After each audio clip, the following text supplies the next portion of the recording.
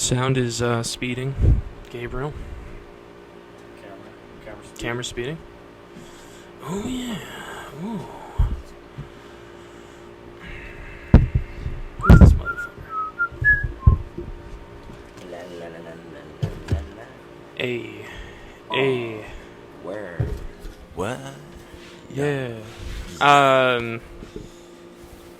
Oatmeal time. This is fascinating stuff right now. The confluence of credits and careers here for See How They Run is interesting. Is it It's now? intriguing me. Is it? So my friend Luke Wilson commented on our trailer. We're speeding, right? Yeah. I mean, we're Well, still you're such an technically amateur that I don't, you know what I mean? That We're still. All right, for everybody who can't see right now because it's still black and we haven't clapped. Oh, right. Dale's smiling at me with one of those shit-eating grins. One of those shit-eating. Eating shit. Can you smile while saying that so they can hear the smile? Shit eating. Dale doesn't know how to smile, by the way. I don't smile. Not in pictures, not for anyone, not for any organization. I don't smile. You remember that TMZ? Corporate America, suck my... Never mind. Cojones? I'm trying to keep it clean. Yeah, yeah. Your mom's around. I'm trying to keep it clean. Yeah. Mom's visiting town. We love Dave's Mom. mom is in town. I'm trying to keep it just a little more. You know me. Instead of R, it's going to be PG-17. NA. It's going to be unrated. Done. It turns out it's actually unrated. It's even higher. Dude, whatever, man. Get rid of the ratings, man. Mr. Gorbachev, tear down that wall. All right, let's clap. We got to clap. Yeah, we do got to clap. Okay, ready? Okay, hold on. Ready? 3, 2. Oh, boy. Oh, boy. So Luke Wilson, one of my best friends from college. Okay. He commented on our trailer on my YouTube not channel. The famous Luke Wilson. No. This guy, this Luke Wilson, his birth name is Lucas, like spelled Lukas. Austrian heritage, the whole, you know what I mean. And Lucas Wilson, yeah. Luke is probably my handsomest friend. Which I don't mean to make you and Al feel bad, but Dude, if he's handsome. he's tall, he must jacked. be really handsome then. He is a handsome guy. He's tall, he's very strong, muscular, athletic build.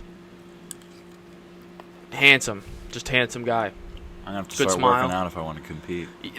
There's nothing, like, it's not even, he's just has these genetics. It's just, like, sort of ridiculous. Really? It's God-given, unfortunately. Damn. Unfortunately. That sounds like a fortunate thing. Yeah. Joe, you're not jealous. Fortunate for him. Are you jealous, Dale? No, I'd be a little jealous. No, we used to joke about it in college. We used to just always joke that I was, like, the sidekick. You know what I mean? Like, when we were out on the town and shit. Yeah. I was really, like, he was Batman, and you are Robin. I was Robin. Like, I just was. That's the role that I settled in.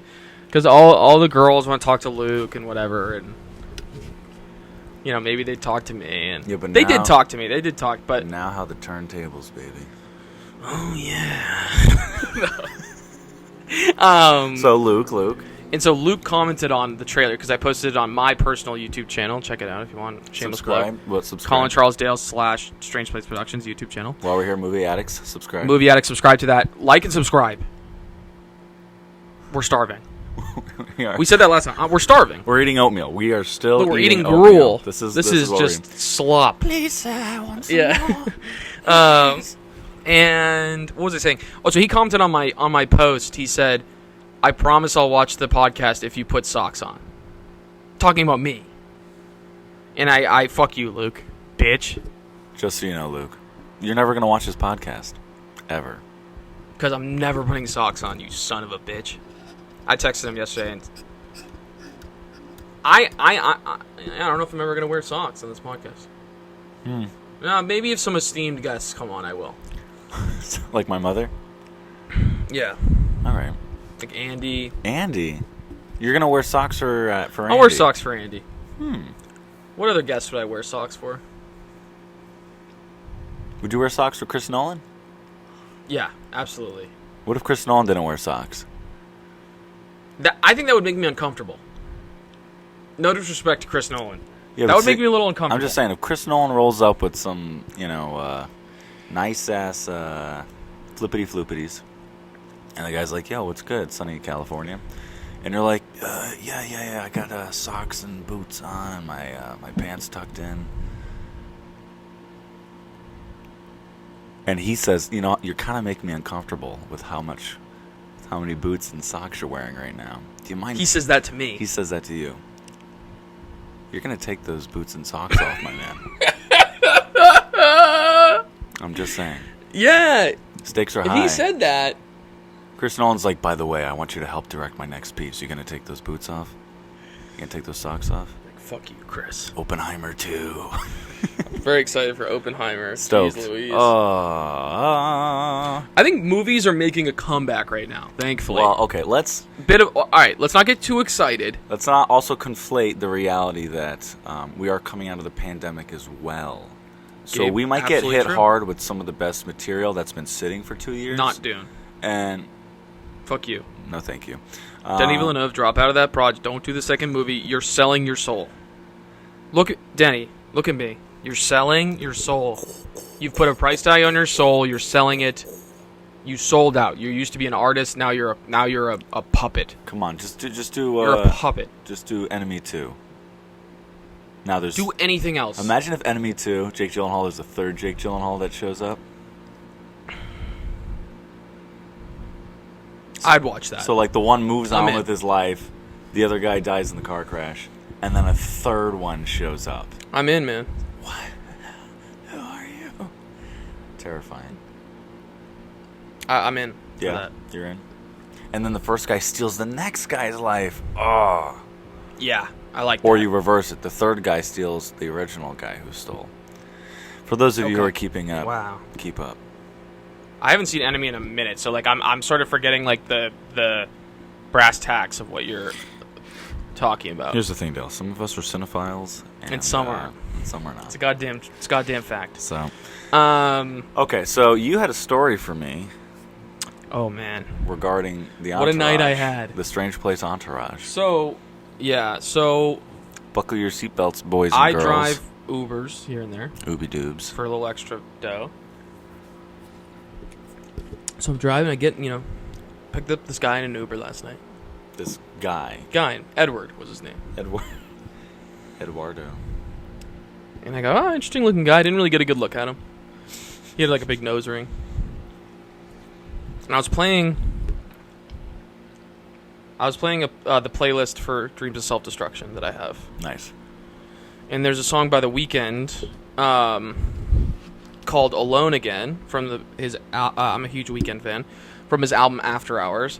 So that song comes on. The playlist, and this is crazy that I was playing this playlist because I don't think what unfolded for the rest of the night would not have happened if I had not been playing this playlist. Go on. The guy goes, he's like a young guy, right? Our age.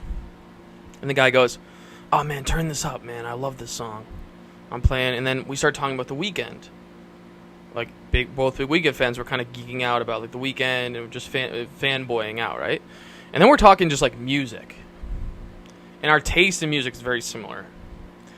And then he talked really loudly. So I was like, I think this guy's a musician. Because I think his hearing isn't very good. Which is why he talks so loudly. But he was like a very sweet guy, nice guy. Like super friendly, talkative. We're having a great conversation. And he goes, yo, what are you doing tonight? He goes, dude, I'm actually a musician. Dude, what are you doing tonight? I go, nothing. I was like, me and Al, we're going to hang out. He goes, you want to come to this show at the Viper Room? Go on. I go, yeah. I go, can my buddy get a ticket? He goes, yeah. Let me text the booking agent. Let me text the people at the Viper Room. Yeah. He texts him, what's your name? Collindale. Puts me on the list. He goes, he goes, oh yeah, your buddy's good too. Like, you got a +1. So he goes, so I'm on this guy, and then he plays me unreleased music. What? So this guy turns out this guy his name's Damn Boy. That's his artist name. His name's Edward. He's a dude. He's from Hawaii. Like super sweet guy. Everyone I've met from Hawaii. I don't know if he's like super sweet. They're always the really cool. For sure. And he's just like very nice. He plays me. So I felt so honored. Like he just played me like all this unreleased music. It slaps. and it's like so up my alley. I was Yeah. freaking out. He played me like 3 songs. Amazing. I was like, dude, this is sick. Like, I was so stoked to go to this show. And I text Al. I'm like, dude, get to my house. We're rated 7:30. Like, we're going out tonight. I got a surprise for you. So Al rolls up to the house. Does he roll a trip 2 minutes late? No, Al was right on time. Yes. It was shocking. My man. So it turns out if you incentivize Al to get there on time, he will get there on time. We'll remember this. It's good, yeah, so that we can manipulate him into doing whatever we want. Absolutely. Yeah. Go on. Al pulls up. We get in the Uber. I'm like, we're going to the Viper Room. I explain what happened. Get to the Viper Room. We walked in, like, straight into the Viper Room. The guy was like, nah, you got to go around the side, whatever. So we're waiting in line.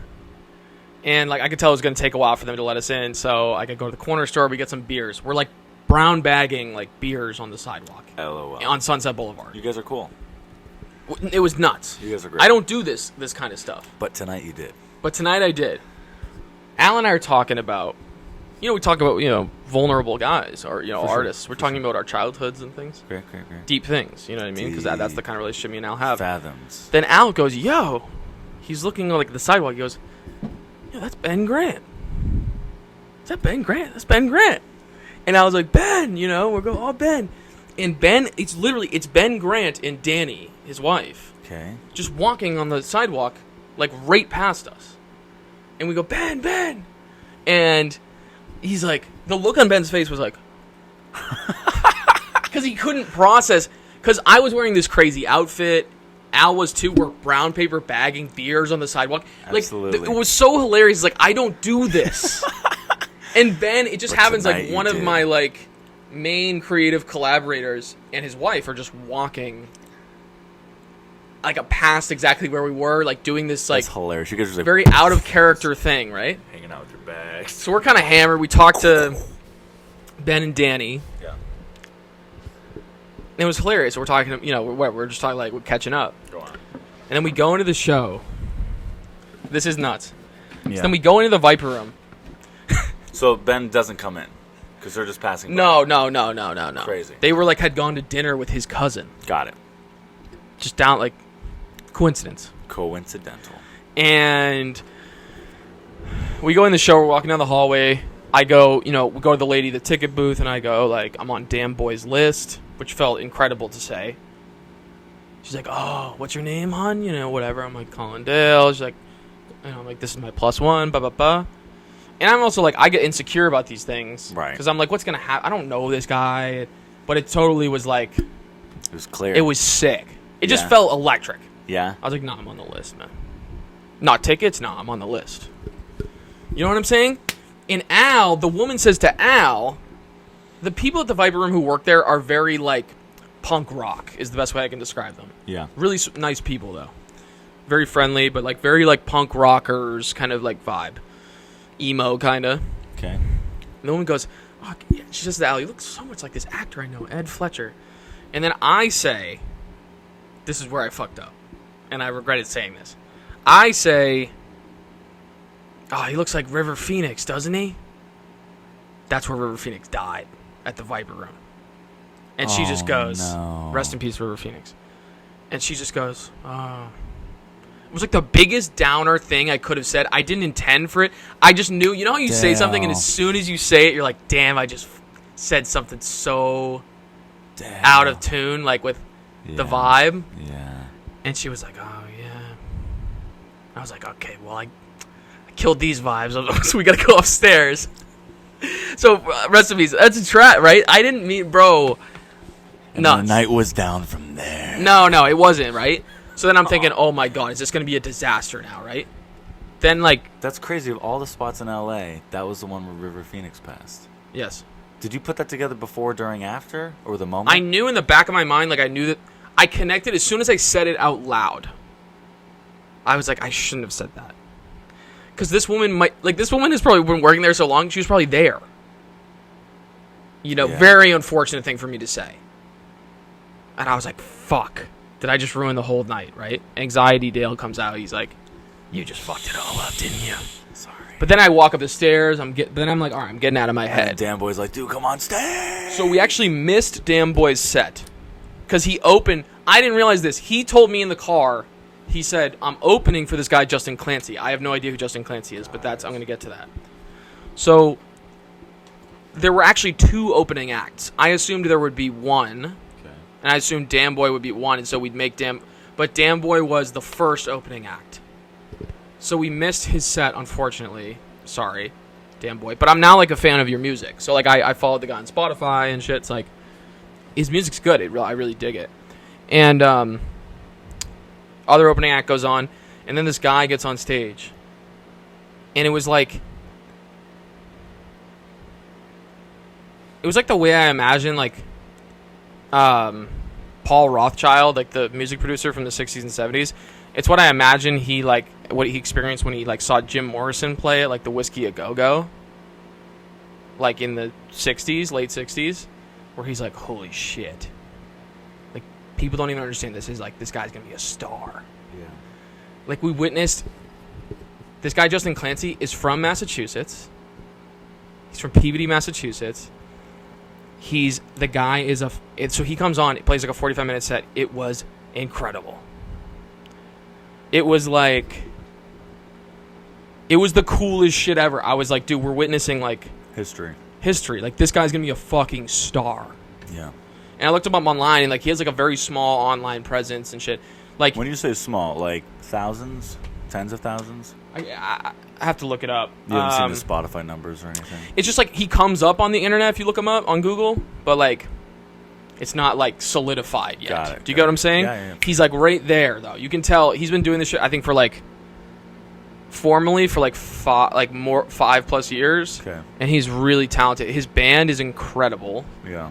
They played this. It was like I don't even know how to describe their music, dude. It was like kind of hip hop. It was kind of like punk rock. It was kind of metal. It was nuts. Like, so talented. The whole band was crazy good.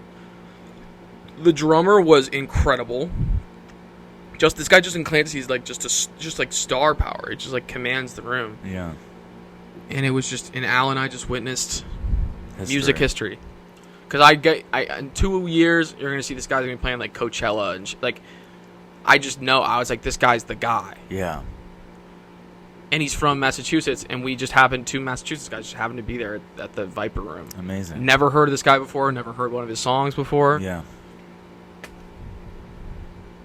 Wow. So what I learned was, like, if you open yourself up to possibilities in life, interesting things can happen. Sorry, I don't know if that was that as interesting of a story as you were expecting. Hey, that's very inspiring, the willingness to just go, follow the path. But something was telling me, like, no, you gotta follow up on this. Yeah. It's gonna be, something's happening, you know? Yeah. And I really think it is I'm at a place in my life where I'm more open to these things happening. Yeah. Interesting things that I never could have conceived of. For sure. Like, forget about your plan. Cool, Colin, you have a plan. That's awesome. Yeah. But, like, what about the other interesting shit that you don't even know it's out there? You don't know what you don't know. The world's a big place, man. I think it's a beautiful time to be alive. It's a big place. Lots of interesting people in it. Lots of assholes, too, but those, fuck those people. Well said, Dale. Yeah. That was poetry. Dale's a man of poetry, as I got a little spider on me. So, yeah, that was my night last night. And I really don't... Oh, fuck. What happened? I went to swat him away and I killed him. Oh, jeez. Rest in peace, Spider. It's like Goodfellas when they kill Spider. You haven't seen Goodfellas. Still haven't seen Goodfellas. That's got to go on the list. That's what's tough about this podcast, is there are iconic films that both of us have not seen, but we're prioritizing theatrical releases. We're prioritizing being ahead of the curve, I think, is what we're prioritizing on this podcast. In my opinion. We're prioritizing being current. That's what we're prioritizing. It's ahead of the curve, Gabe. Ahead of the curve would be like, we go out to Sundance and we try. You're right. That would be even more, which, we might do in the future. Sponsor us, Sundance. Sponsor us. All right. I need to get this water open. What's on your mind right now? What's going on? I'm sad I took that spider's life. Why?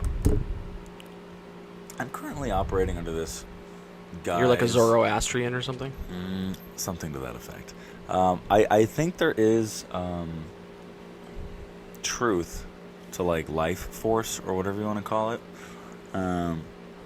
Sure. Where like there was just no need. You didn't do it on purpose, though. No, but I also didn't have to swat it away. It wasn't hurting anything. It wasn't going to hurt me. It just occurred to me that, like, let's get him on the floor. Is that a pregnant spider? I don't really want to deal with that. Let's get it on the floor. And then it turned into You can't be juice. ideal, man. You can't be ideal. I've killed 2 bunnies by accident in my life. Are you serious? I think they're both bunnies, yeah. Ran them over with a car by accident. One of them was an anteater, actually. They just ran out in front of my car. I didn't have enough time to stop, and No. that's life. It's life force taken needlessly, you know? That said, you couldn't do much But you have to about wonder it. if the bunny was... Bunny was what it was doing. What do you mean by that? Like, was the bunny trying to commit suicide? I don't know. I don't know if the bunnies have a... I'm talking in both of these It makes instances, you the bunny wonder. runs right out in front of my car. I have no time to stop. Yeah, and I'm not saying you had control of the situation. I killed these bunnies on purpose. No, I didn't. That's I didn't. Dale. Animal rights groups take it. I didn't. Dale, it's Anyway, okay. rest in peace to these bunnies. Dale, it's okay for coincidences to happen, you know? Cut this. No, I'm kidding. Yeah, I don't know. I just think that there's... people kill bugs all the time. Hey, here's the thing. If there's infestations, then, like, what are you going to do? You know what I'm saying? You have to be clean and healthy and keep disease and pestilence out of the house. You know, there's a reason our agriculture strives to eliminate things of that nature. But, you know, the day to the day, people kind of like, I don't know, making a game out of, like, killing insects or killing small creatures. You know, people... I hear what you're saying. Even, like, game hunting today kind of throws me off. Yeah, I'm not really with it. I understand the concept if you're going to eat the meat that you sport. But if you don't, that sounds a bit unnecessary, to say the least, you know? I'm inclined to agree with you. Yeah. I'm out on hunting. I'm out. You know what's tough is I really do feel like we're removed from death in this current generation. We take as much medicine as possible to stay healthy, even though there is a difference between staying healthy and just evading death. And that's an interesting way to put it. Go on, yeah. And on top of that, the way death is portrayed in films and novels, the fact that we really only experience death with elderly family members and pets that pass.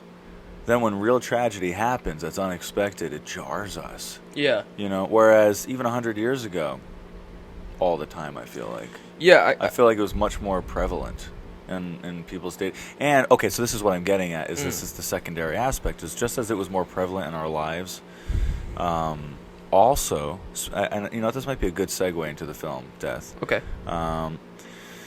Because death in terms of us consuming our diet, you know. People for a very long time had to raise cattle and kill the fatted calf. Mm-hmm. Or raise swine, boar, goat, lamb, etc., and kill it for meat. They had to do it with their own hands. And if they didn't do it, their parents did it. And if their parents did it, their parents probably showed them how to do it. Mm-hmm. So people were just no stranger to death, and I think that gives people, as a culture, a greater humility and respect for death, and for life, more importantly. This feels like a theme that is in like the script for the kid too. Yeah, I'm sure that's true.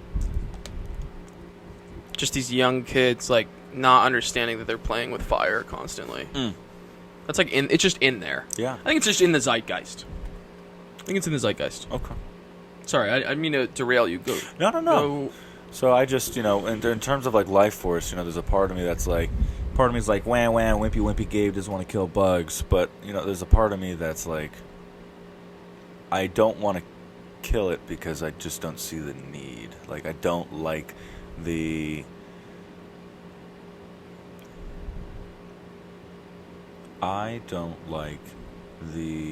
flippant almost intentionally flippant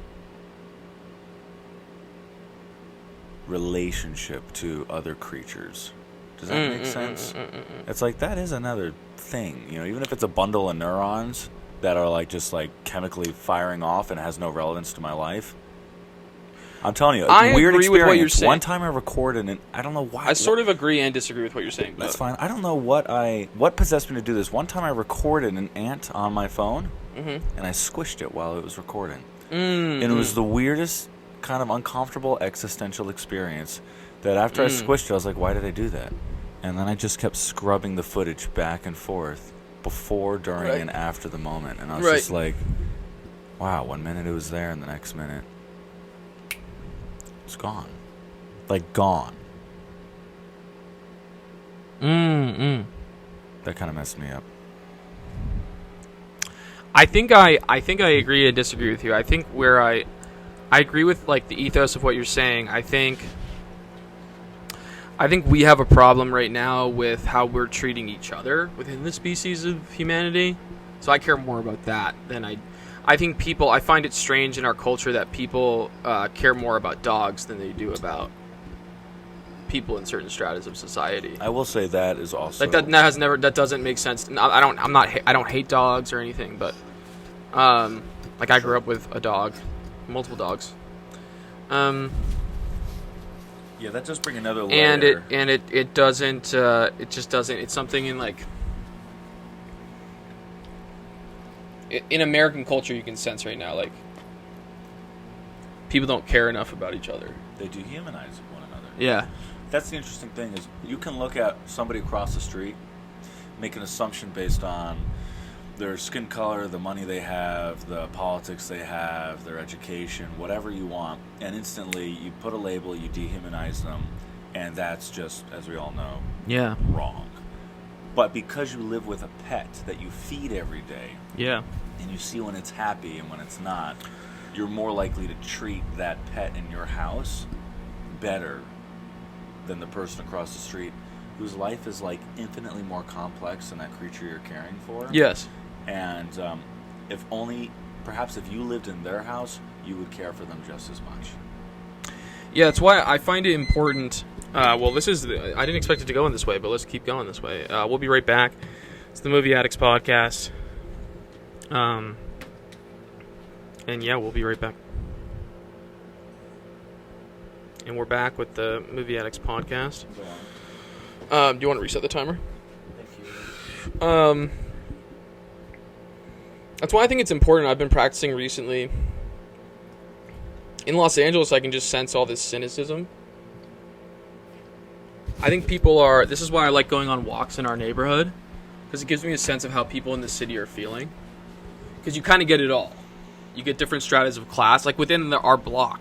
Because there's Country Club Drive. We're fortunate to live in this neighborhood. I think we are. Intersection. I think we are because I'm like... This We're is... not in a bubble. You're on the pulse. This is the pulse of the city. Like right here. Yeah.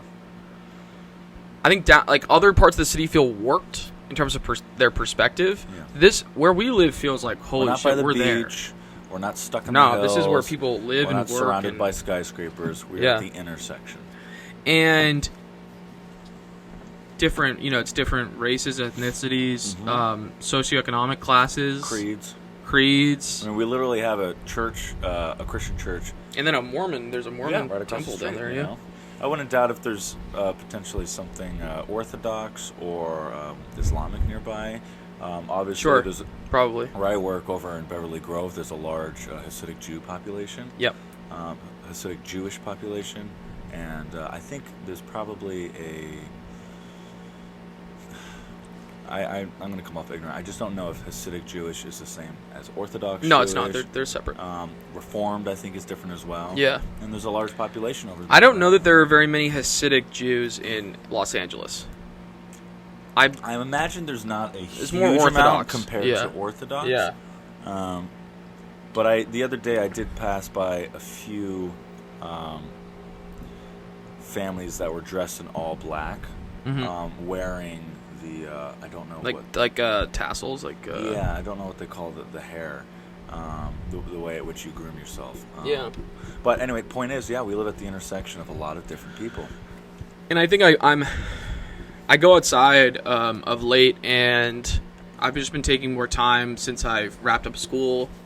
I think it's I have an interesting opportunity in my life right now to just like take extra time to do things I didn't have time to do in the last 2 years, and just getting a feel for like where people are at, just paying attention to like I literally was just walking. I parked my car on Country Club and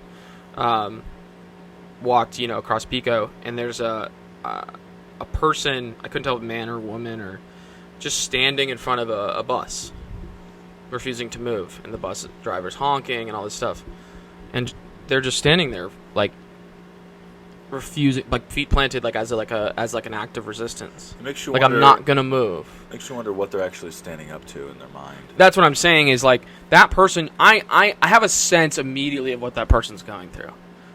I'm like they have to just be like, I got a shit deal. This fucking sucks. Like, I'm suffering. Like, that person's suffering really badly. To the extent that they're, like, willing to, like, completely publicly humiliate themselves, right? For the purpose of... Because everyone on Pico and Western is looking at this whole incident. They may have nothing left to lose. Yeah, I don't know what the dispute was about. It seems like maybe, like, this person wanted to get on the bus and maybe didn't have, like, enough bread to, like, bus for a bus pass or whatever, so like they were just gonna stand in front of the bus until they like got let on or something. You didn't see what happened after? No, I didn't feel the need to like stick around and watch the whole thing, because I also think that's a whole another bag. It sort of reminds me of like Nope. Yeah, and just that idea of just like speculation. Do you need to like give some spectacle? Like, do you need to give something if this person's suffering? Like, I don't need to watch the whole thing. Like, I don't... That's not... Right. Like, imagine if you were suffering publicly and people are just... All they want is to just watch it, right? Yeah. They're not even going to engage. Or help. Or... They're just going to silently observe. Yeah, and that doesn't... So, I try not to, like... I try to have discipline recently. Also, just, like, I just look at people and smile at them. Yeah. Like, the woman at the... It's like that Ethiopian family runs that Shell gas station, like the mini mart on the corner. And I just, every time I'm in there, I smile at the people. Because, like, I smile, I say thank you, have a wonderful day. Because that's just, like, really important. Like, it is. Because people need to feel, like, seen and respected. And I just think, dude. That's what I'm talking about. People need to feel, you know what I mean? Because I think people get so bitter because they feel disregarded. And I think also the economy fucking sucks. Yeah. It's terrible.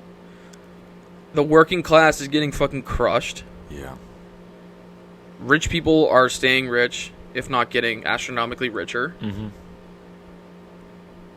And yeah, all you have to do is go outside in this city to see it's all happening right before your eyes. You don't need to look on Twitter. Like, it's here. It's outside our door. Like, yeah. Which is what I love about living in this neighborhood. It feels like we're living in reality. Yes. I'm like, this is reality. Like, whatever this intersection of life is, it's reality. It's good, bad, it's everything in between. It's sort of beautiful, it's ugly, you see car accidents. Mm-hmm. You hear them. You see people yelling at each other and blaming each other. Oh, you. Thankfully, I've never seen anyone perish in one of these car accidents. Right. So thankfully, I hope that never happens. But you see kids going to school. Yep. It's crazy. You see like little homeless encampments here and there, and people running businesses failing. Also true. It's all happening, you know.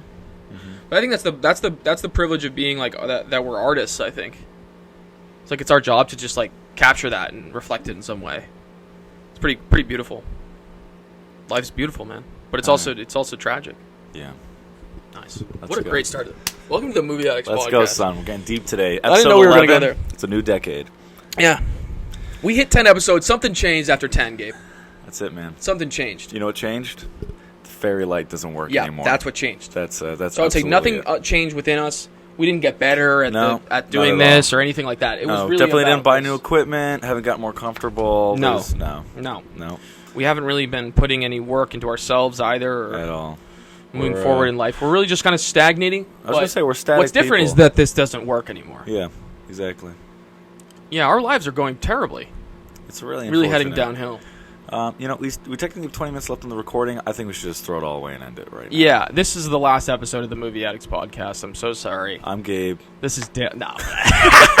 We got him. No, we didn't sell that hard. I think we could have sold that hard enough. I felt bad for the people when I started doing that. I was pretty committed until you said got him. I know. You're an actor, so I know you would have committed to it because you're a great fucking actor, and I'm not. I'm a coward. Dale, I'm telling you people... I'm not a coward, but I'm telling you people right now. Dale has convinced himself that he will be a prolific writer and director, and I have no doubt he will. But he does you think not it's gonna understand... be a Jonah Hill situation? You do not understand. He will be on the camera.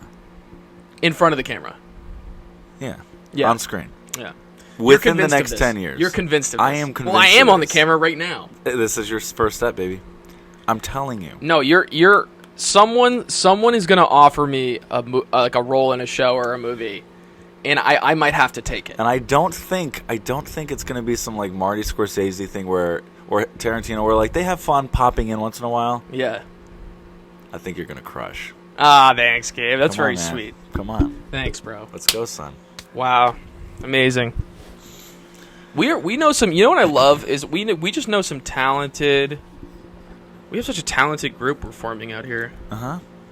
You, me, Al, man. Yeah. Dom, kind of coming Jacob. into the mix. Jacob Popolowski, Jerry. Yeah. Great fucking guy. I think I'm so grateful that I know so many like smart and talented people, and capable people. Yeah. Thank fucking God. Yes. What the fuck would I do? Competence is key. What would I do? I just don't think I associate with people that I think are dumb either, to be honest with you, or that I think aren't going. I really only associate with people who want something for themselves, you know? Well, I wonder if there's a weird intersection there between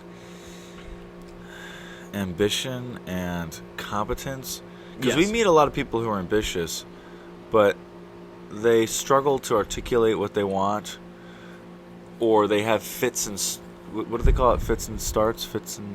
what's that phrase for, like, starting a car? You know, fits and spurts? You know what I'm saying? Okay, sure. Okay. The idea is that, like, they'll do something really fast.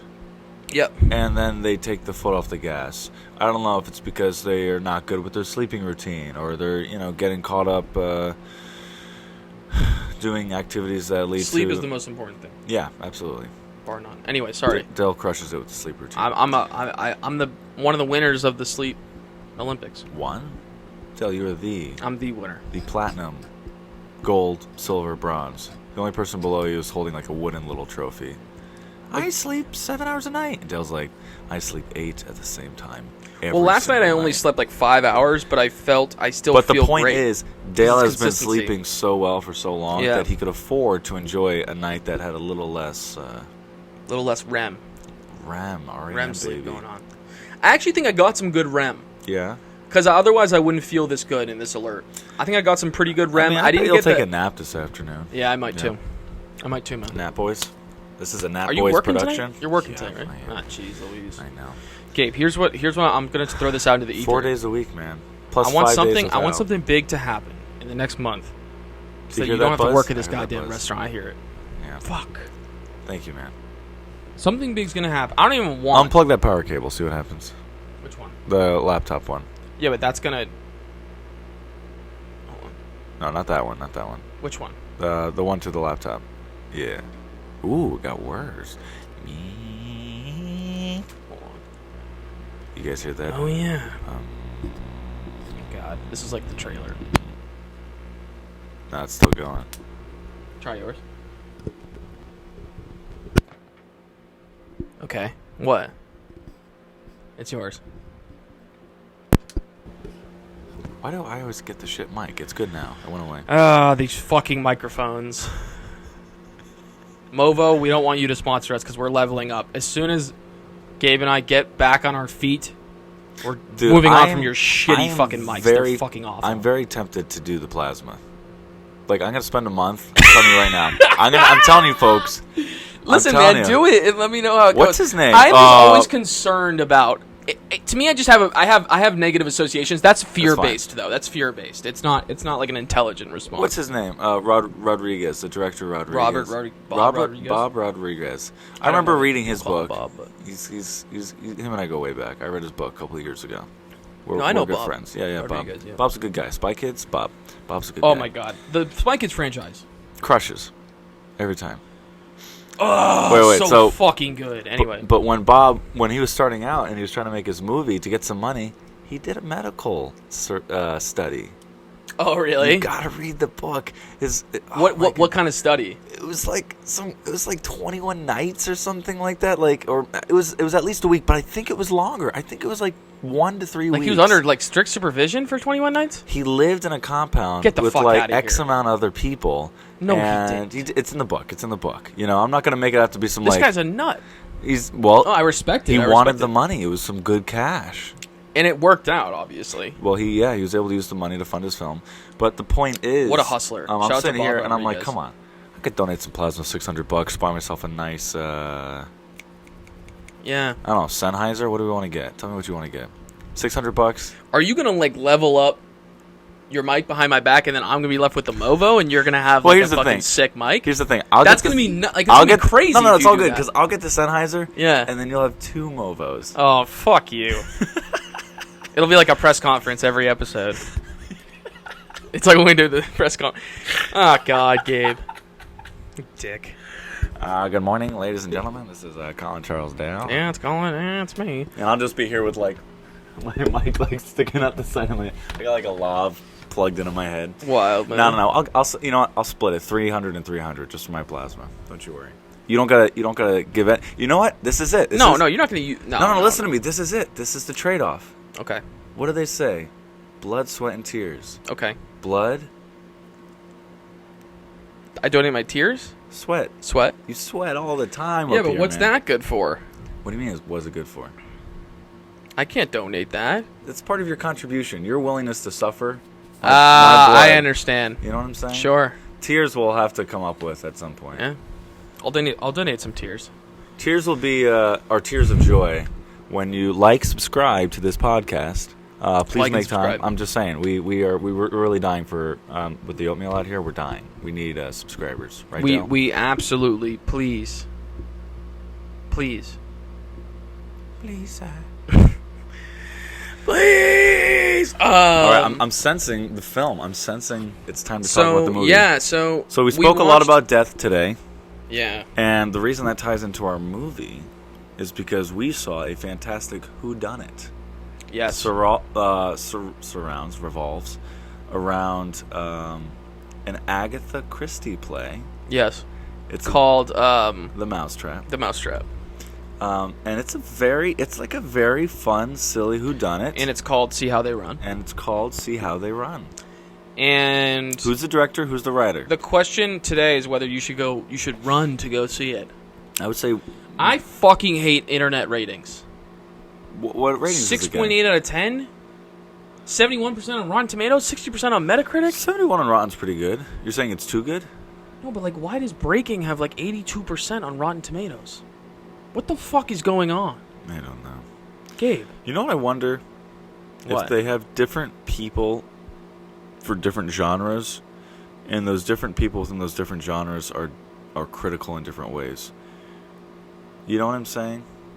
Yeah. So, somebody who's a lover of whodunits, or mysteries, rather, or somebody who's a lover of action films, or somebody who's a lover of rom-coms, they're only going to do those specific films. Right. And I have a feeling different people within different genres may be more forgiving or more critical. Oh, totally. Do you understand? Yeah. Also, when's the last time we've seen a whodunit other than Knives Out? And I still have to see Knives Out. You still have to see Knives Out. So, See How They Run, starring Sam Rockwell and Saoirse Ronan. So, it's directed by Tom George. Written by Mark Chappell. What else is Mark Chappell done? Chappell, so it's interesting. Mark Chappell, I think, got his start in TV. So, I'll list off some, So, he was a writer on... Let's list the stuff that people would know. Most recent TV writing credit, he created the show Flaked which is a Netflix show. I think it starring. Is that the one with Will Arnett? Will Arnett. Yes. I So remember he that. created that show. It only ran for like 2 seasons. He must have created it with Will, because I always think of Will behind that project. But Yeah. So he. Flaked was a weird little dry comedy. So he created that. Tom George is interesting because Tom George's directing credits are pretty limited for narrative. Okay. He Pretty good if he has limited experience. So he did like 2. No, not true. Sorry.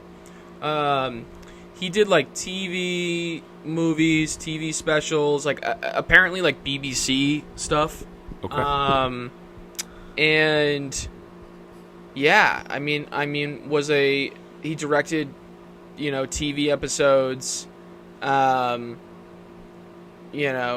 different series too, Yeah. and yeah, so those are his directing, but this is like his first big like theatrical. Are you noticing first there's big a lot of films with directorial debuts this year? Is that a thing every year, or is that just something we're noticing because we're new to the podcast? I think some of these studios are like, dude, let's get some like new. Yeah. Let's take some chances, because I think they're probably taking a page out of Netflix's book, except like actually executing on a higher level. Like Netflix is taking chances on directors, and then the directors aren't really delivering at all. I still blame. Well, it's funny. I'd say I blame Netflix. I don't know who to blame. Everyone. Because again, you can have maybe I'm wrong here. You'll give some perspective on this. I feel like you could have some pretty uninspired directing, but if at least the writing is good. Yeah. I think for me, it always goes back to the writing. Mm-hmm. Because writing is the hardest. It's a harder craft than directing. I'm just going to throw that out there. It's a blueprint as well. Yeah. Yeah. Harder. Interesting. I think it's more difficult. You don't think it could just be different?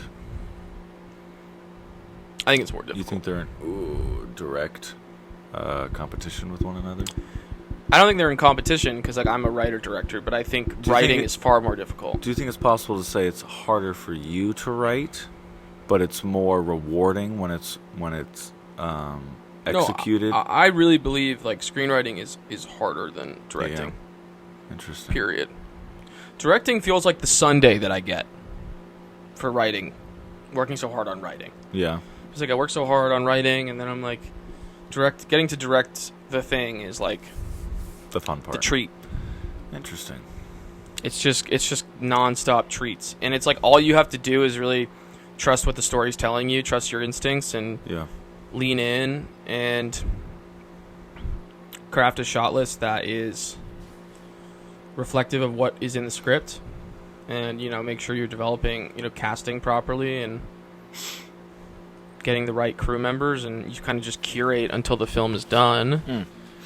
And it's an absolute joy.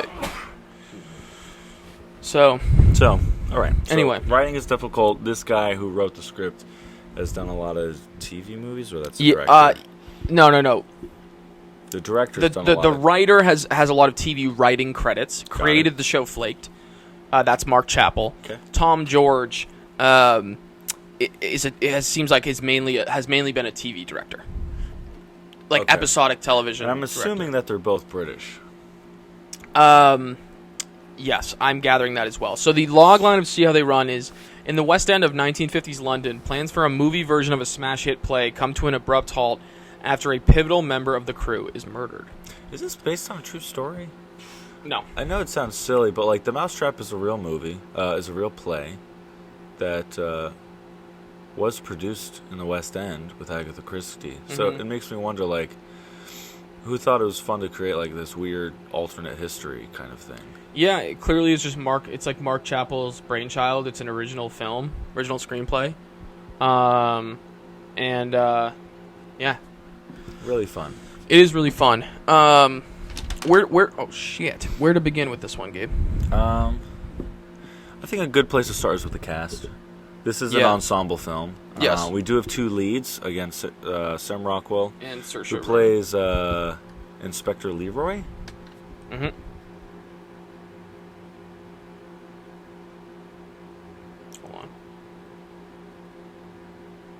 Inspector Stoppard. Sorry. Ah, yes, Inspector Stoppard. Yes. And Saoirse. Who does Saoirse play? Constable Stalker. Constable Stalker. Yep. So, Constable... She's so cute, by the way, Saoirse Ronan. Oh, my goodness. And So she's a cute. fucking great actor. She's great. Is. Yeah. Yeah, she's really pretty. So, yeah, the two of them really make a great team. Yeah. Let's think.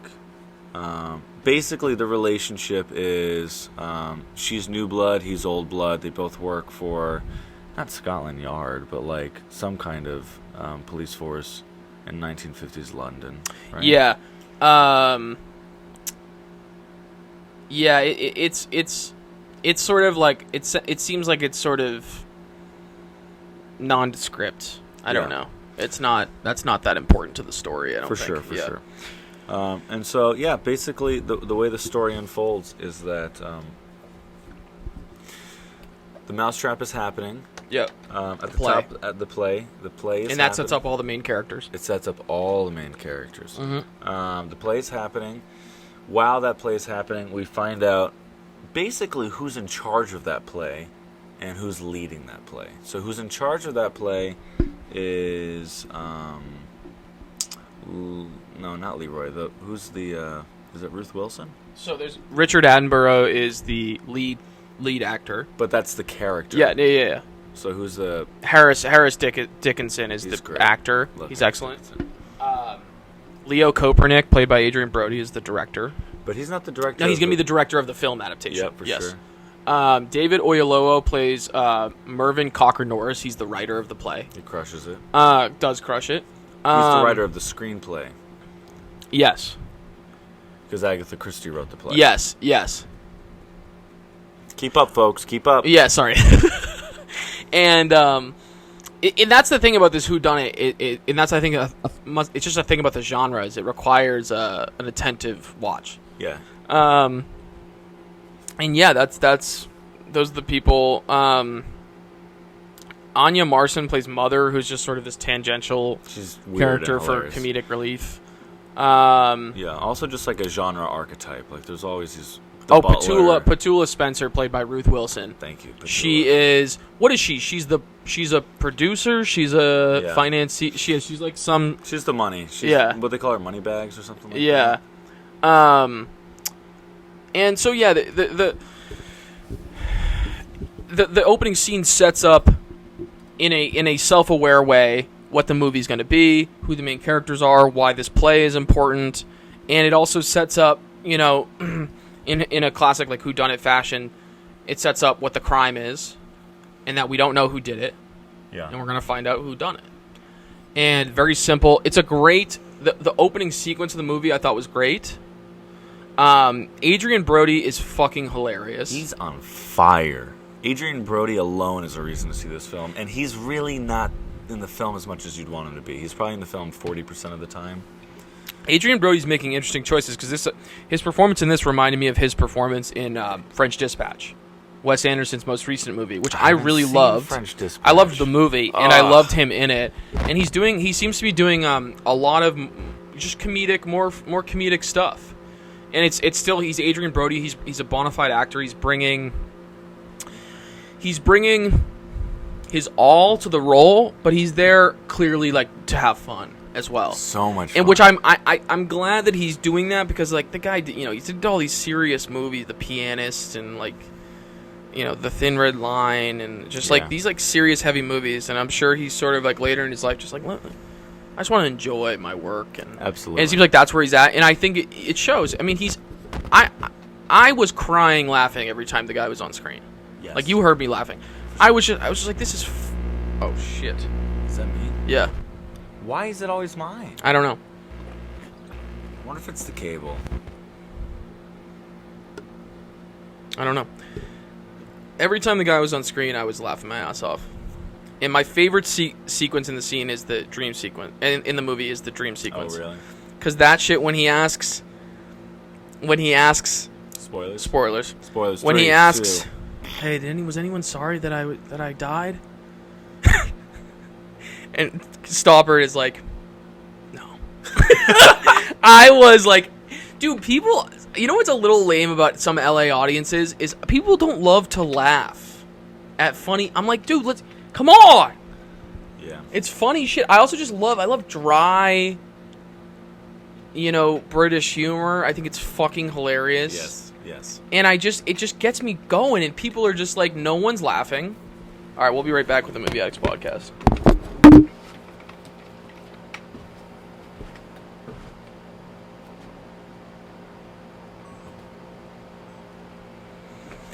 We're back with the Movie Addicts podcast. But yeah, I think the audience we were watching this film with, I didn't love the audience.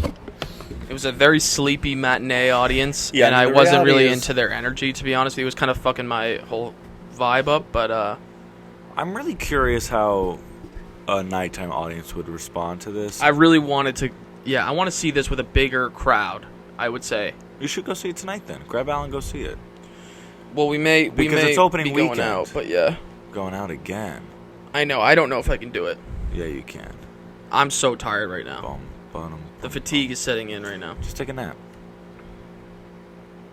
Take a shower, take a nap, wake up, be beautiful, flash those locks. Amazing. Or do some writing. Or don't. It's also cloudy out today. I'm going to take a nap after this. Do it, baby. Thanks, man. I got you. Thanks for supporting me, man. Always You're forever. a great friend. You're All right, friend. wait, so Adrian Brody, show up. He's hilarious. Saoirse Ronan does a really cute thing where she's just like... She does a great job setting up her arc with her performance, I felt like. Where she's very timid. Okay. Sorry, I didn't mean... Go for it. You're feeding into what I was going to talk about. She's sort of very timid, very subservient, very like, yes sir, no sir, whatever. And then by the end, she's sort of... Decisive. She's more decisive, but in a way that still makes her fallible and real as a character. Like when she hits Stoppard in the head with the shovel because she thinks he's the murderer. And Saoirse Ronan's a really smart actor in that way. Because she's... the best actors, I think, are also just storytellers. So she understands she's telling a story. She needs to tell a story over space and time. Yeah. So that she can convey something, an arc for the character. And I thought she did that really well. And it was fun to watch. Yeah. And her chemistry with Sam Rockwell is excellent. Oh, absolutely. And that was one of the most fun parts of the movie to me, was her chemistry with Sam Rockwell. And every time Adrian Brody was on screen, I was dying. Mm. And and David Oyelowo is excellent in this movie. How he's like this. Can we see what else he's been in? Because I've seen him in other films, but like his costume really, I feel like changed his look and vibe completely. Yeah, he's had an interesting career. So he plays Dr. Martin Luther King Jr. in Selma, which that's a great movie. Okay. And he was in a movie called The Waterman. Okay. A United Kingdom, an HBO movie called Nightingale. So this was another big one for him. Yeah, I think it was. He was in Lee Daniels' The Butler, it seems like. Yeah.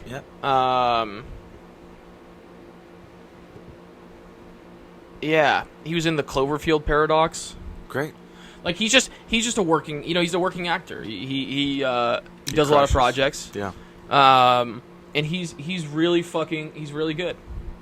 He's just sort of like he's sort of like almost like a Jesse Plemons. Like he pops up in a lot of stuff. He's very strong and committed and prepared. And you know what I mean? But he just sort of bounces around and does a lot of different things. I don't know. It's a great career. Yeah. It's a great way to make a living as an actor. So absolutely good for him. And yeah, what I derailed something that you were going into. Oh, well, we were just talking about maybe like the different way that each character felt kind of funny. I was going to point to how whereas Adrian Brody was kind of like this pompous, bombastic character that had like really almost slapsticky moments, but then like very dry responses as well. Yes. Same thing with Saoirse Ronan. Like the director, Tom George did a great job giving the actors opportunities to make physical jokes in the frame. There were definitely more wides in this film than I think modern audiences are accustomed to. Not as many as I would have liked. I would have liked to see more wides. Because I think the genre lends itself to it, and I think physical comedy, there just needs to be more of it. Yeah. But they did a pretty good job. I liked how Tom George in the directing. I liked how he let the scenes breathe. Mm-hmm. A lot of movies right now are feeling a lot of pressure to cut within scenes too much, because of they're afraid people will lose interest or whatever. But this movie, by having a little more patience with the cutting within each scene, I actually think you stay more engaged. You stay more engaged. It has the opposite effect that I think someone might be afraid it would have. Well, the writing is tight. And the writing's tight, too. You know, cutting helps when there's long pauses. The Gray Man. Oh, my Lord. Like, it was fucking insane. Anyway, sorry. Cutting helps when there's long pauses. Yes. And you're trying to keep the eyes on the screen. Yes. But in this case, the dialogue pops. You know, good dialogue. Yes. Good scene. Just good scenes. And good execution of the dialogue. Like, the actors were doing a great job getting jokes from their quick responses. Like, nobody, like, as an actor, like, especially in college, that was one thing I struggled when I was going into my formal education, was understanding that, like, you can be effective while delivering a line without, like, taking a huge breath before it or letting a huge pause right before whatever you're about to say. You know, in fact, it feels more lifelike and engaging when you're basically jumping on the end of people's lines. Yes. You know? That said, you also don't want to cut people off, and you don't want to look like you're anticipating a response. But what's great is everything felt so off the cuff in this film, and the lines were moving like just little. I don't know. Totally. No, that's, I think, a credit to the actors and the casting, and I think to the directing as well, you know, and the writing. Yeah. So things were working in this. A lot of things were working for this movie. You know, a lot of things were working in concert. Music. Speaking of concert, music was great. Music was great. I loved the way it looked. I don't know who. I got to look up who the DP was. I really thought it was shot beautifully, and also shot. It felt appropriate to the genre. How it was shot. Yes. It didn't feel like it was forcing any aesthetic that didn't fit the story. Nope. You know, and no aesthetic choices that didn't fit the story. So, Jamie Ramsey was the cinematographer, the DP. Okay. And he... oh, interesting. District 9. Wow. Yeah, but he was like camera and electrical department, Got it, not the DP. Not quite, yeah. So he did a... Wow, so this is like a big credit for him because he did a movie called She Will. He's the DP in a movie called Does that say Mafi. Mafi. And so not like anything that people like big shit that people would know. So this was like a big job what's for the name him again? seemingly. Jamie Ramsey. So good for him. Getting that look, and I would say he delivered. I thought it looked gorgeous. It also was colored beautifully. Yes. I love the use of color in this film. Yes, totally. Blues, lots of blues. It had sort of this melancholy undertone, the coloring did. Yeah. Which is appropriate, because it's a movie about... What is it about? What is this movie about? Well, I was sort of trying to figure that out, and I think they sort of make it clear at the end. That's what's tough about the whodunit genre. Yeah. Is it's... I don't know if... Okay, so we're talking about whodunit as a genre, and then we can talk about this film. Yeah. When I think whodunit, I really think it's kind of about the audience. And whether or not you can kind of trick them and get them to find a favorite character. Or you're trying to get the audience thinking and engaged based on solving problems. In this case... There's a murder. Who did the murder? And who do you identify as telling the truth? You know, are there,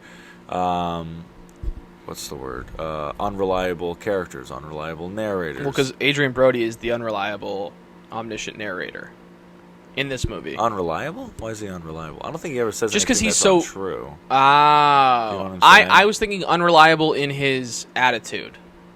I guess he's unreliable. Oh, that's interesting. I think he's an unreliable character.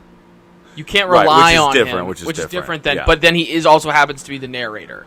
Yes. Because he's narrating, and the reason he's the omniscient narrator is because he's the one who dies first. Right. Which is a really fun choice as well. Yeah, totally. But yeah, so there's different ways of like sharing information and whodunits. But to bring it back to this film, if we wanted to tell the story outside of the whodunit genre, I would put my stake on it's about the relationship between a mentor and a mentee. Mm-hmm. Saoirse Ronan, again, new blood. Sam Rockwell, old blood. It's kind of a weird comparison, but I think it's also relevant. The film Seven with Brad Pitt and... Good parallel. No, I like the parallel. Help me out. Brad Pitt and... Morgan Freeman. Thank you very much. Morgan Freeman. And Morgan Freeman's the old blood, and Brad Pitt's the new blood. Yes. And both of their opposing views on the world influence the way at which the mystery unravels. Yeah. And ultimately, they need one another in order to get the truth. Because Gabe, great point. Because Stoppard, Sam Rockwell, is sort of floating through his work in his life. Drunkenly.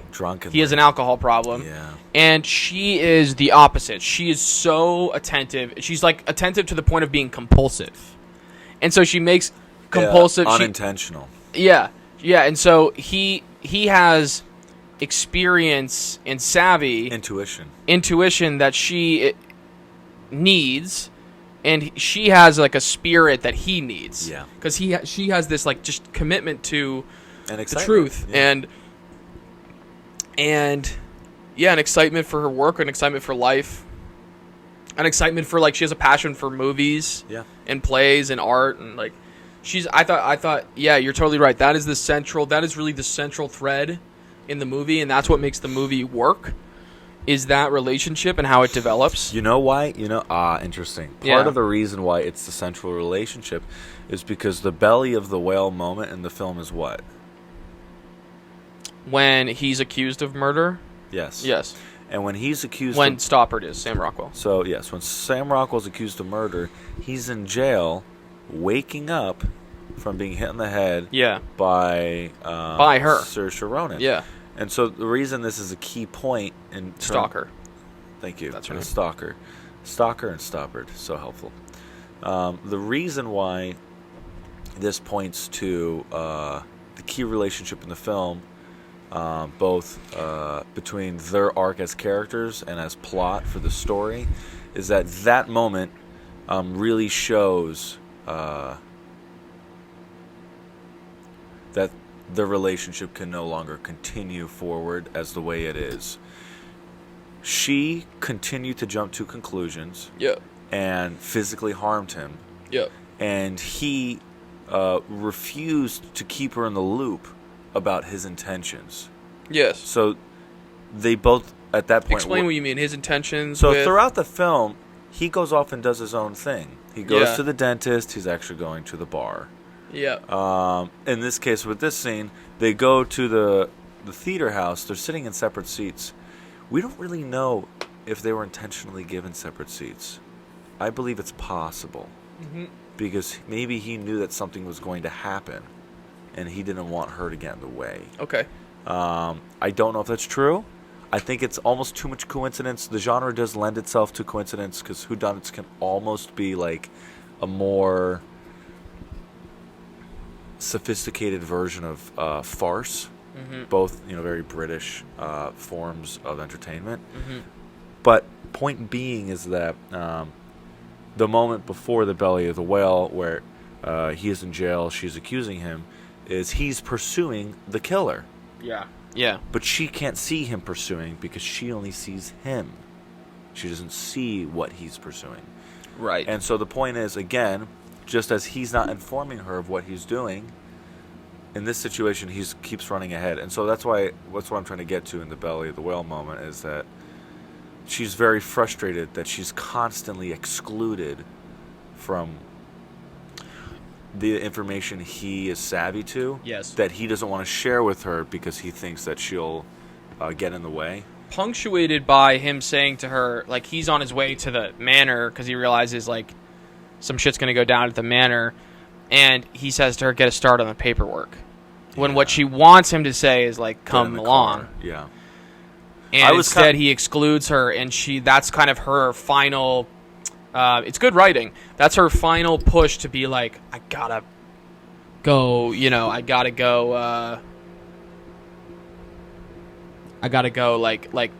do something at the what's going to be the scene of the next crime. I will say, I actually... oh, interesting. Did you look at this differently? I didn't like that choice in the writing. I like it's strong writing that there's something that he does that's rooted in the relationship that spurs her to take her final action, which is to jump in front of a bullet for this guy. But then it ends up hitting him anyway. It's more about her willingness to do it, right? It's not about... Anyway. I think that could have been accomplished with them driving to the manor together. Okay. And the reason... I think I disagree with you. I disagree, Gary. Gary. Yeah, what kills me about that moment, if kills me is even the appropriate... yeah, because I didn't go, even... It's not incredible. Well, no. It's not some incredible moment. What bothered me is that Sam Rockwell and Saoirse Ronan both realized that they, at this moment, had equal contributions, right? Or so I believe, as a moviegoer, this would be the moment at which they realize it. Yeah. And therefore, Sam Rockwell would make the decision, finally, come along. As the audience member, I never really get that moment. It never happens in the entire film. It doesn't. Even in his final moments, he can be grateful to her. And technically she's promoted and la-di-da, fine. But what I really wanted was, all right, the gang's back together. I need that moment, the gang's back together, and a joint effort to the manor. And what, in my opinion, would have been great is if they went to the manor together, made the decision to repairing the relationship, and then when they get to the manor, he still insists, let's split apart. And that's a good point. You go this way, I go this way. And she's like, I don't know. And he's just like, shh, go. And so she listens to him in this hypothetical world. They go separate ways. And then her intuition tells her she needs to go back. And that's where she dives for the bullet. I think that would have been a stronger choice in terms of what the audience needs to see them choose. Because otherwise, really? We're 90 minutes in this film and you're still being an asshole telling her to not come in the car? If you want to speak to what's realistic, then fine. Make that choice. If you want to speak to, like, him being, a man in the 1960s, 1950s? 50s. 1950s. And him maybe just, after everything, still being pig-headed, fine. But I don't think it's what the audience needed, and I don't think it was required in order to get the most full... Because I think it would have been great, like, oh yeah, gang's back together, we're driving, we got the music, the tire blows out, okay, we're running to the door, we're inside, where is everybody? Okay, you go this way, I go that way, split up. So the team has come there together, then they make the fatal flaw decision to split up at the last second, and then by her intuition, she saves him. Like, in my opinion, I think that would have been stronger. I think you know what's interesting? You just put a nice little... eating this granola bar. Go for it, baby. You put a nice little bow on my... This is why we have such great... We're like... the chemistry's unbelievable because you just put a nice bow without even knowing you were doing it. Go for it. On what was going to be my biggest point about this movie. Okay. Which is that it's steps away from being great. And it's not great. Yes. It's really good. Really good. It's not great. And it steps away from being great. And the thing you just articulated, I think, is one of the major reasons why it's not great. Is because it doesn't arrive at the best possible conclusion. And it's self-aware, like, oh, the self-awareness sort of tries to put a button on the conclusion and goes, it's sort of a corny ending because that's what... These movies do. That's what, yeah. But it's like, compared to, like, Bullet Train... Bullet Train comes to the best possible conclusion. Like, you could not have come up with a better fucking ending. Twists and turns every second. And the second time I watched it, I was like, this is nuts. It's so good. Dude, did I tell you me and Mom watched it the other day? Yeah. Oh, so how was it rewatching? Just as good, if not better. So I rewatched it too. We rewatched Bullet Train separately. Go see Bullet Train. It's still out, thankfully. That movie slapped. It's a great movie. Yeah. Bullet Train is great. Even my mom, who doesn't like gore and ultimately wouldn't watch that film on her own, acknowledges the acting in the story was fun and all was well done. And people, you know what? People of all stratas can appreciate, no, this is really good. Like, when I was in the audience the second time, I was like, I feel like the first audience we watched Bullet Train with, like, wasn't really getting it. The audience at Alamo, dude. On fire. People were losing their shit. Yeah. And it was so fun to watch it with an audience that clearly hadn't seen it before. They're like, oh, what? Oh, Michael Shannon. Oh, what? Oh. Like, because it's that movie. It just keeps unfolding. You're like, no way. No way. You know what I will say? You know what I mean? And it's all thematically tied in. It's not like bullshit. Every second, you know what's funny? Every second in that film, you're reminded of luck and fate. And shout out to Zach Olkowitz, dude. The writing in that shit slaps. Every second, you're reminded of it. And I'll tell you this now. A lesser writer would make it an exhausting point that would beat the audience over the head. But this film, I think what works is that when it's repeated, it's by different characters with different perspectives. There are no perspectives repeated in this film. Yeah. Everybody is in conflict with one another, and it's not until the final moments where people choose to come together. And even then, you know what also works about this film, I think? That there's multiple antagonists. I think if there was a singular antagonist, a bunch of people feeling lucky against, like, the big baddie, I think would be an issue. But because technically you have... What's the girl? What do they call her? Michael Shannon's daughter? I feel silly right now. I can't remember. I know, I can't remember. Anyway. So she's antagonist A. Played by Joey King. Joey King kills I can't remember the fucking character's name. And then the White Death is another antagonist. You have those two. And then you have that compounded by the fact that everybody else is killing each other. You know? That movie slaps. It slaps. So, but let's go back. So this film steps away from greatness. I think it's a fair comparison, though, because I think tonally, like, they're kind of trying to do similar things. For sure. Tonally and in terms of approach to genre.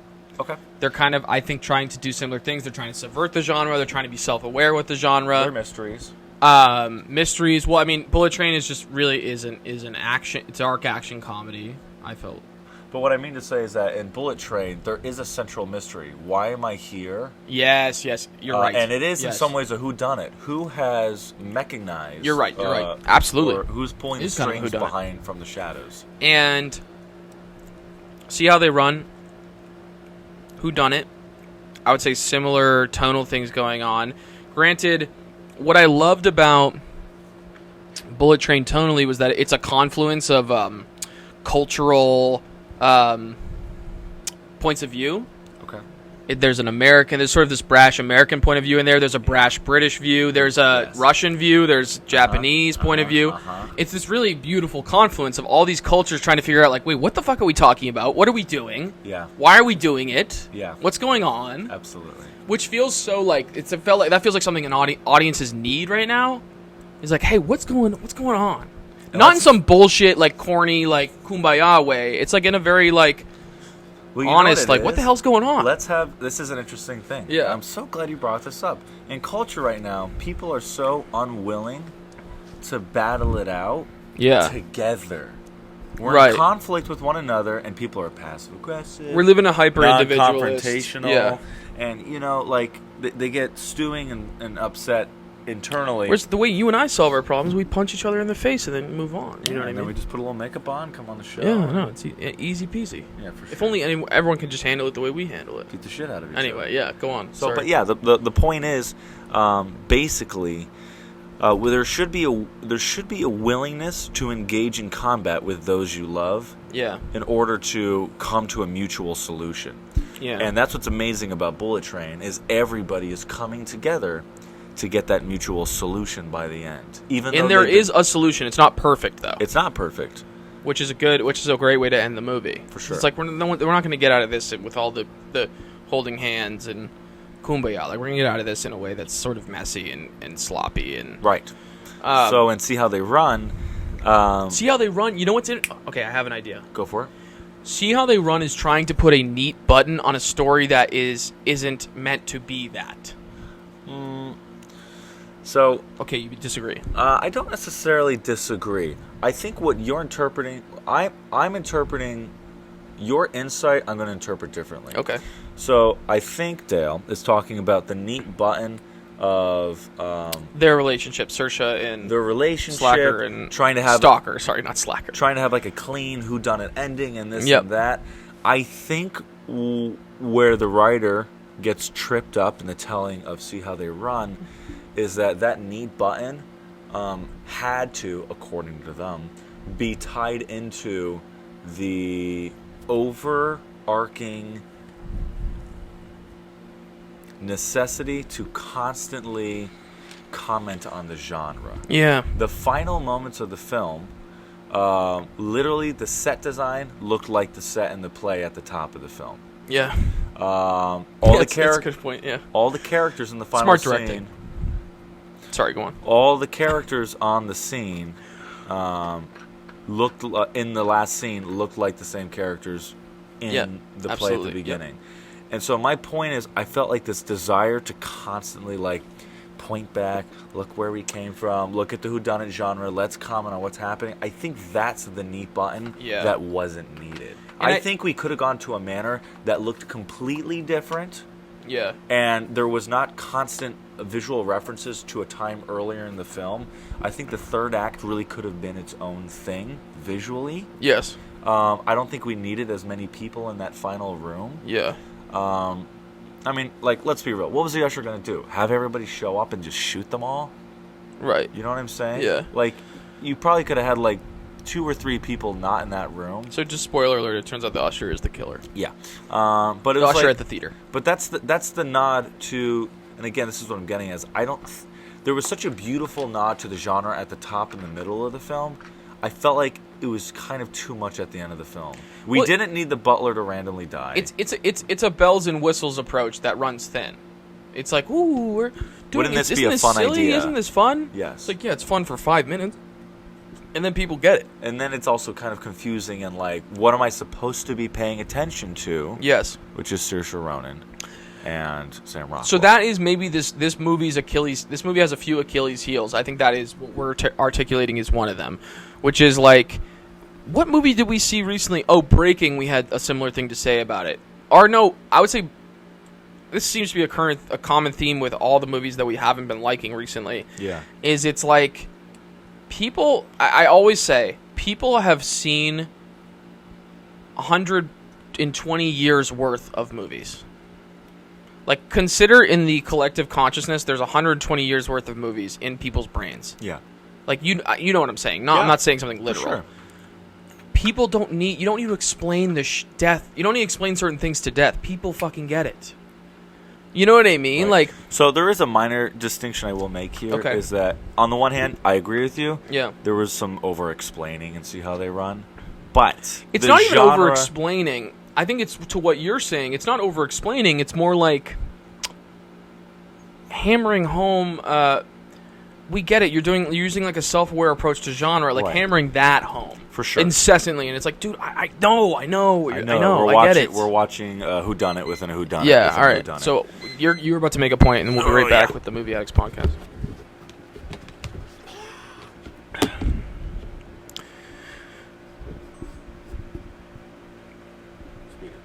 And we're back with the Movie Addicts podcast. Damn, what was I saying? But particularly, in every whodunit, there needs to be somebody who's like, well, finally I know who did it, and this is why, and this is how. And Totally. It's usually the inspector, but that moment just became like weird and complicated too. I don't know. It just, yeah. I think also I have another theory. I was just gonna say that I think the film, to what we were talking about before, really does great all the way up until the moment that they realize who the guy is. I would Yeah. I would almost even venture to say, call me crazy, that it was great all the way up until Saoirse Ronan pursues Sam Rockwell. I don't even know if I was in love with that scene. That scene felt a little contrived, in my opinion.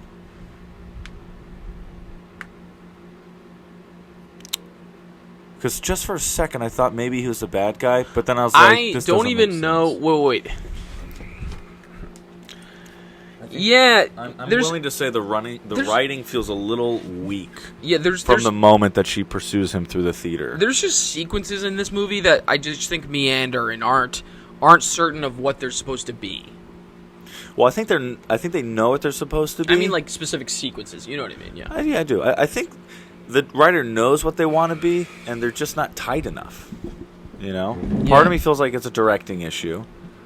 You know, because I'm sure in the screenplay it's like, and then they go through the halls, and this person pops out, and this one pops out, and then finally, Sam Rockwell in the shadows, leaning over the body, and like the director chose to like make a gag, and then another gag, and then another gag, and then another gag. Fucking directors always fucking up the movie. No. The point to what you're saying is, did they know what they wanted? Did they not know what they wanted? It feels like it meanders because they're hitting it on the head, as you said before. You know what I want? Tell me. I want Fox Searchlight to give us a shot like this. At a whodunit film? At any film. Done. Give us a shot. Yeah, Fox Searchlight. We won't fuck it up. Never, not once. We're gonna gun for greatness. It's either gonna be genius, in the words of Billy Walsh. It's either gonna be genius or it's gonna fucking suck. Entourage. Billy what? Walsh Billy is the character. Walsh. It's either gonna be genius or it's gonna fucking suck. And they're just like, what? One of the best characters I've seen on TV in a while. Oh, he's one of the most iconic characters in American television. He's great. Such a small but like great role. And he's so, oh man, he's awesome. He's just like an open sore, you know. He's just like, he's just so wounded and constantly bleeding. Yeah. Oh man. And he's just running around like a madman. Wait, you have to see the full character arc though. It's nuts. Yeah. It's not what you just have to see it. We'll have to watch the full run of the show because I've seen this show twice all the way through, but you'll have to. Twice? Yeah. Damn, I don't think I've ever seen a show twice all the way through. I've seen multiple shows. Yeah, I've seen that. I've seen Mad Men twice all the way through. I got to rewatch Sopranos. Yeah. Yeah. Anyway. Okay, so see how they run. Let's think. Is there anything else? Our vocals are sounding good right now. Are you hearing this? Yeah, baby, yeah. God, but finally, huh? It's a screen. Is that okay? No, it's all good. Okay. So I don't know. Is there anything else we want to chat about with this film? I mean, did you have a good time? I had a really good time. You know what the word I was thinking of to describe this film? Cozy. Cozy. It was That's like nice. It was like an Irish pub or something. Yeah. It was like, come on in, hang out for a little bit. You'll have a little fun. Absolutely. I was like, that's kind of a nice. If that was all I took away, I think that's a pretty nice. And you know what I'll say? Offering. We need more cozy films. Yeah. I haven't seen a film like this in years. There's something oddly enough about Bullet Train that feels cozy. That's very strange and peculiar, but this one felt much cozier than Bullet Train, to be fair. But I agree with you. We need like cozy. We need more like cozy, like fireside. You know what's funny? I think yes. There's something about Bullet Train where I feel at home. Which is really weird. Bullet Train, I don't know what that means. Okay, so if this is really funny, if See How They Run is cozy, like hot toddies and marshmallows by the fire, then Bullet Train is like, I don't know, like, like darts, pool. No, darts. And what do you call foosball and pop rocks? You know what I'm saying? Just like as a kid. I think are we having an earthquake right now? An earthquake? I didn't feel anything shake. Did you feel something shake? Hold on. I mean, I'm shaking my leg on the floor, if that's a problem. No, I think I'm tripping. Okay, go on. I was like, my spidey sense is tingling. We might have had a small one. It sort of felt like it. Interesting. But. All right. Go on. I'm saying Bullet Train is kind of like foosball and pop rocks. you're at home, you're with the boys. Foosball and Pop Rocks. Remember the Pop Rocks? Throwing those Okay, down. of course. Was I born yesterday? No, you were born in... I was born in 1997. Thank you. God bless America. God bless America. Do you know what I'm saying, though? Yeah. Is there any other additives you put in that? It's cozy like the way an arcade is cozy. Bullet trains. That's what I was thinking. Better. Yeah. Even better. Done. Do you see how this is... Do you see the level? Does the audience see the level that we're operating? And this is me, like, on 5 hours of sleep. Imagine me on 8. Yeah, baby. Imagine me and Gabe thriving, striving, achieving, dreaming, driving to our jobs. And thinking about how someday this will be our job. Yeah. If you sponsor us for only $9.99 a month, oh my God, you're going to get an unlimited collection of Movie Addicts podcast. Addict Boys Pictures. Yeah.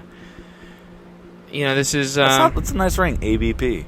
Addict Boys Pictures. Shout out to... We got to give Andy some credit for saying that. Like, I think... Did he come up with the Addict Boys? I think he did. So when Andy Nolafambi comes on here, we got to give him some cred for that. Because... We used that in the trailer that we said an Addict Boys production. Yeah. And ABP baby.